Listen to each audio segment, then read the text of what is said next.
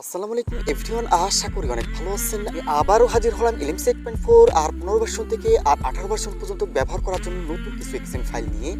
এক্সেন ফাইলগুলো দিয়ে কিন্তু আপনি হিউম্যান ফটোগ্রাফি করতে পারবেন। অলরেডি কিন্তু আপনার ফটোগুলো দেখতেই পারতেছেন কতটা প্রিমিয়াম কোয়ালিটির ফটোগুলো কিন্তু আসতেছে। অ্যান্ড এক্সেন ফাইলগুলো কিন্তু আপনি ব্যাক ক্যামেরা এবং ফ্রন্ট ক্যামেরার সাহায্যে কিন্তু হিউম্যান ফটোগ্রাফি করতে পারবেন। একেবারে ডিএসএলআর কোয়ালিটির কিন্তু ফটোগুলো আসবে। এছাড়াও আপনি day side, night side, macro ফটোগ্রাফির জন্য কিন্তু এক্সেন ফাইলগুলো চাইলে ব্যবহার করতে পারেন। এই এক্সেন ফাইলগুলো কিভাবে সেট আপ করে ব্যবহার করবেন সবকিছু বিস্তারিত দেখিয়ে দেবো। আমাদের এক্সেন ফাইলগুলো যারা ডাউনলোড করে ব্যবহার করতে পারে না, তারা এই ভিডিও ডেসক্রিপশনে একটা লিঙ্ক দেওয়া থাকবে, ভিডিওর লিঙ্ক, ওই ভিডিওতে আপনারা দেখে নেবেন। ওই ভিডিওতে কিভাবে ডাউনলোড করবেন সবকিছু বিস্তারিত দেখিয়ে দেওয়া হয়েছে। কিন্তু আপনার কালার ভার্সন, যারা এই ধরনের কালার ভার্সন অ্যাপ্লিকেশনগুলো ব্যবহার করতে চান, ভিডিও ডেসক্রিপশনে আমাদের টেলিগ্রাম চ্যানেল দেওয়া থাকবে, ওইখান থেকে আপনারা এই অ্যাপ্লিকেশনগুলো ডাউনলোড করে নিতে পারবেন। সব ধরনের কালার ভার্সন অ্যাপ্লিকেশনের লিঙ্কগুলো কিন্তু ভিডিও ডেসক্রিপশনে দেওয়া থাকবে। দেখতে পারতেছেন এখানে যে এক্সেন ফাইলগুলো দিতেছি, এই এক্সেন ফাইল দিয়ে কিন্তু আপনি day side, night side, human ফটোগ্রাফির জন্য কিন্তু ব্যবহার করতে পারবেন। চাইলে কিন্তু আপনার ম্যাক্রো ফটোগ্রাফির জন্য কিন্তু এক্সেন ফাইলগুলো ব্যবহার করতে পারেন। খুবই প্রিমিয়াম কোয়ালিটির কিন্তু ফটোগুলো আসবে। অলরেডি কিন্তু আপনার কালারগুলো দেখছেনই, লাইট রুমের প্রিসেটের মতো কালারগুলো কিন্তু আসতেছে। চ্যানেলে যদি নতুন হয়ে থাকেন অবশ্যই চ্যানেলটি সাবস্ক্রাইব করে দেবেন আর পাশে থাকা বেল আইকনটা প্রেস করে রাখবেন।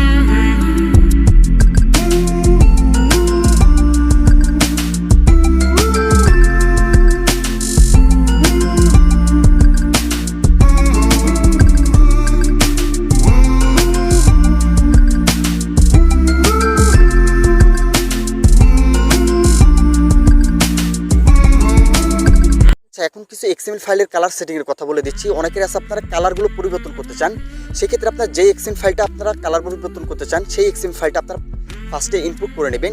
ইনপুট করার পরে এখান থেকে আপনারা সেটিং অপশনে চলে আসবেন।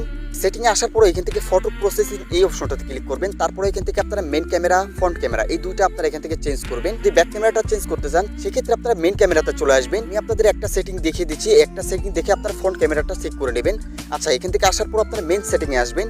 মেন সেটিংয়ে আসার পরে এখানে উপরে দেখতে পাচ্ছেন শার্পনেস, এখানে ক্রোমা দেওয়া আছে। এই অপশনগুলো কিন্তু আপনি কনফিগ বানানোর সময় কিন্তু সেট আপ করে রাখছি, তো আপনারা আপনাদের মতো কিন্তু পরিবর্তন করে নিতে পারেন। যদি আপনারা বুঝতে না পারেন সেক্ষেত্রে কিন্তু এই অপশনটা আপনাদের ঘাটাঘাটি করার দরকার নাই। তো আমি আপনাদের কালারগুলো এখান থেকে দেখিয়ে দিচ্ছি কীভাবে কালারগুলো পরিবর্তন করবেন। এর জন্য আপনারা চলে আসবেন, এই যে কালার অপশনটা আছে এই কালার অপশনটা ক্লিক করবেন। এখানে কিন্তু আপনি অনেক ধরনের কিন্তু কালার পেয়ে যাবেন। এখান থেকে আপনারা স্ক্রল করে নিচে চলে আসবেন। এখান থেকে সিএফ সেটিং যে অপশনটা দেখতে পাচ্ছেন, এখানে দেখেন green option, red option, blue, yellow, green, red, orange এই অপশনগুলো কিন্তু এখানে দেখতে পাচ্ছেন। এইখান থেকে আপনারা কম বেশ করে দেখবেন যে আপনার কাছে কোনটা ভালো লাগে। যেটা আপনার কাছে ভালো লাগবে সেটা কিন্তু এখান থেকে বাড়িয়ে কমিয়ে আপনি কিন্তু আপনার মন মতো কালারগুলো সেটিং করতে পারবেন। উপরের দিকে কিন্তু আপনার কালারগুলো কিন্তু কমবে, অ্যান্ড নিচের দিকে গেলে কিন্তু আপনি কালারগুলো কিন্তু বাড়বে। এইভাবেই আপনারা মূলত এখান থেকে ব্লু সেটিং, তারপরে গ্রিন সেটিং এই সেটিংগুলো কিন্তু আপনারা এখান থেকে করে নেবেন, তাহলে আপনার কালার সেটিংগুলো কিন্তু বেড়ে যাবে।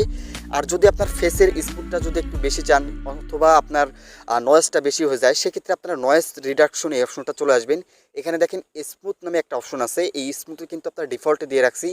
ডিফল্টে আপনার স্মুথটা ভালো কাজ করে। যদি আপনার অতিরিক্ত লাগে সেক্ষেত্রে আপনারা এখান থেকে 3 পয়েন্ট দেখতে পারতেছেন, 3.50 তো করতে পারেন, 4.00 তো রাখতে পারেন। আপনার যেটা ইচ্ছা সেটা থেকে কিন্তু এখান থেকে সেট আপ করে আপনি ফাইলটা সেভ করে নিতে পারেন। আচ্ছা, এই সেটিংগুলো হয়ে গেলে এখান থেকে আপনারা ব্যাক চলে আসবেন। এছাড়াও কিন্তু আপনারা এখান থেকে নয়েজ রিডাকশন যে অপশনটা দেখতে পারতেছেন, এখানে আছে আপনার ফটো তোলার পর কিন্তু ফটোতে দেখবেন যে একটা ফাটা ফাটা ভাব আসে, ওইটা কিন্তু আপনার নয়েজের জন্য। তো এখান থেকে আপনারা স্মুথ যে নয়েজটা আছে এটা বাড়িয়ে দিবেন। তারপরে এখান থেকে টেম্পোরাল যেটা আছে এটাও আপনারা এখান থেকে বাড়িয়ে দেবেন, তাহলে দেখবেন যে নয়েজগুলো কিন্তু আপনার রিমুভ হয়ে গেছে।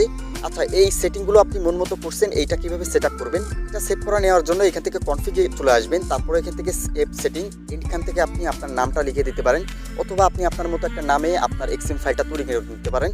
তারপরে এখান থেকে যখনই আপনারা ইয়েস ক্লিক করবেন এই এক্সএমএল ফাইলটা কিন্তু আপনার এখানে সেভ হয়ে যাবে। আচ্ছা, ক্যামেরাতে আসার পর এখানে দেখতে পারতেছেন সাইফ এক্সএমএল কিন্তু একটা সেভ হয়ে আছে এক্সএমএল ফাইল। এক্সএমএল ফাইলটাই কিন্তু আপনারা মাত্র সেটিং করে সেভ করলাম আপনাদের সামনেই। এভাবে কিন্তু আপনারা সেভ করতে পারবেন। এক্সএমএল ফাইলগুলো যদি ভালো লেগে থাকে অবশ্যই ভিডিওতে একটা লাইক করে দেবেন, আর কমেন্ট সেকশনে আপনার মতামত বলতে ভুলবেন না কেমন হয়েছে এক্সএমএল ফাইলগুলো। আর যদি চ্যানেলে নতুন হয়ে থাকেন অবশ্যই চ্যানেলটি সাবস্ক্রাইব করে দেবেন, আর পাশে থাকা বেল আইকনটা প্রেস করে রাখবেন, তাহলে আমাদের নতুন নতুন এক্সএমএল ফাইলের ভিডিওগুলো কিন্তু আপনার কাছে সবার আগে পৌঁছায় যাবে। তো দেখা হবে, কথা হবে নেক্সট কোন কনফিগ ভিডিওতে। ততক্ষণ সবাই ভালো থাকবেন, আল্লাহ হাফেজ।